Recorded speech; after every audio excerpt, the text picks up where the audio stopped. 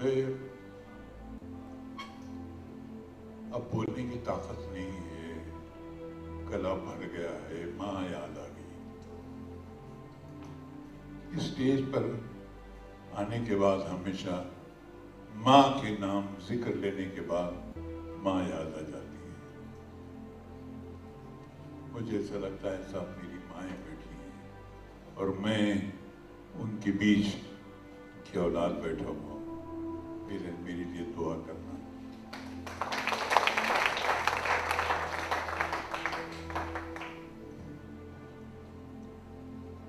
میں نے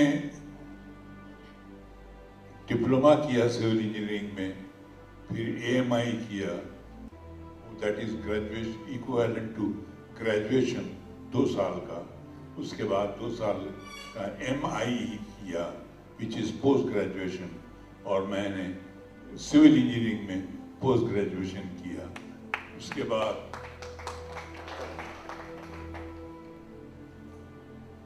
چلتا ہوا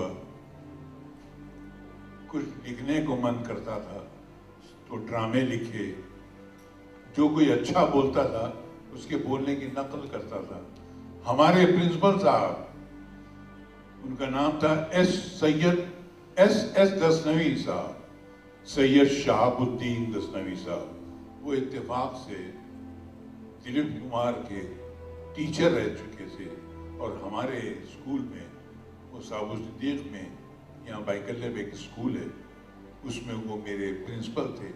ہم ان کا صبح سے شام تک صرف ان کا بولنا، کیسے بولتے ہیں وہ، کیسے چلتے ہیں، کیسی بات کرتے ہیں، کیا انداز ہے ان کے بولنے کا، وہ ہم دیکھتے تھے اور نقل کرتے تھے۔ ہاں، وہ بھی چلے گئے دنیا سے۔ خیر، ایک کمپٹیشن ہوا، میں کبھی بھی فلم لائن میں کبھی آنا ہی نہیں چاہتا تھا۔ فلم والوں کو یہ عجیب سی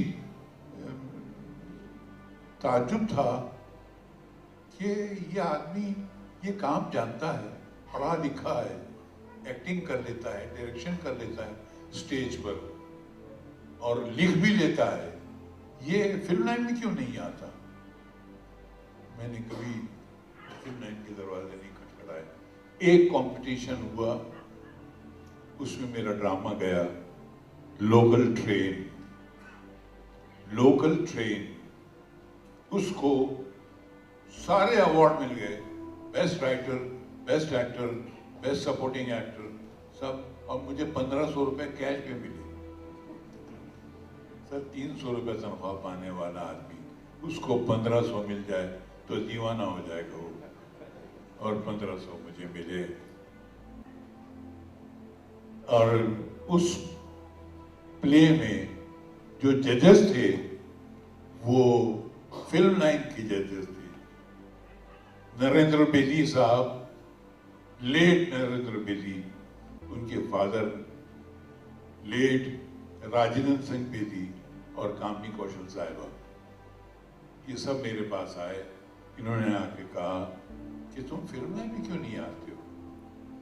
میں نے کہا میں کیوں آؤں سر، میں پڑھا لکھا ہوں، میری ماں نے کہا پڑھ، میں پڑھنے میں لگا ہوں، مجھے آپ گمراہ مت کیجیے، میں میری ماں کی تمناؤں کو پورا کر رہا ہوں۔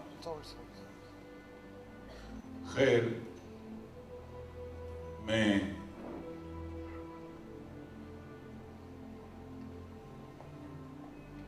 مجھ سے نریندر بیدی صاحب نے کہا میں ایک فلم بنا رہا ہوں، جوانی دیوانی۔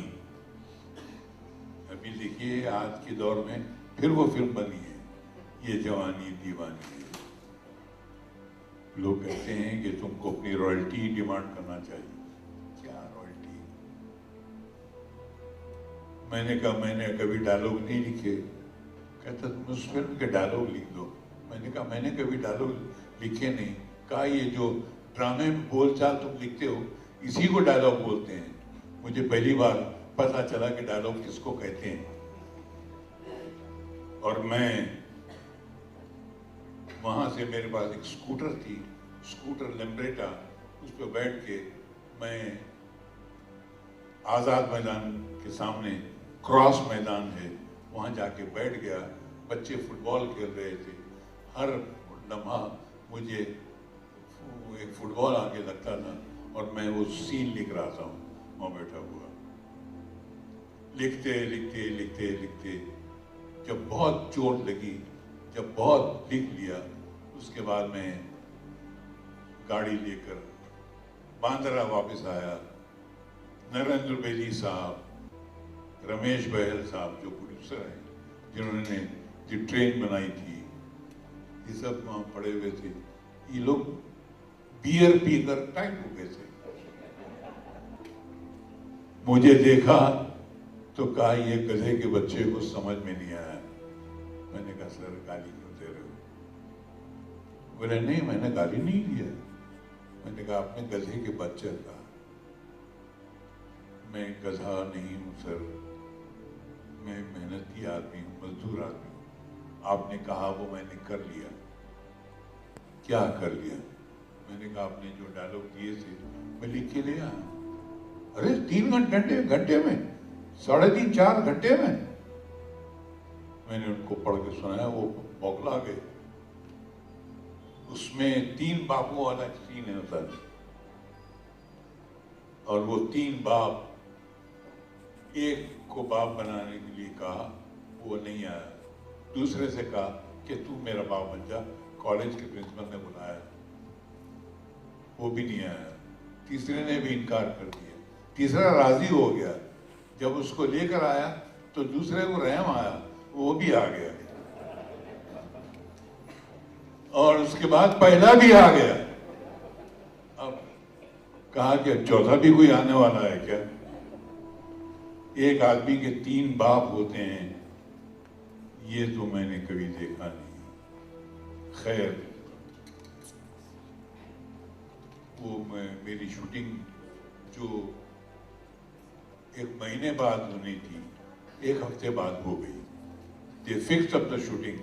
1 हफ्ते के बाद वो शूटिंग पक्की कर दी और हमने शूटिंग में काम किया, और वो 1 हफ्ते में मेरा नाम पूरी इंडस्ट्री में हो गया। कहा कि एक राइटर आया है, अच्छा लिखता तो है, लेकिन वो जो बोलने का तरीका है उसका, डायलॉग जैसे एक्टरों को बोल के सुनाता है, उससे वो एक्टरों को एक चैलेंज हो जाता है। बहुत अच्छा बोलता है।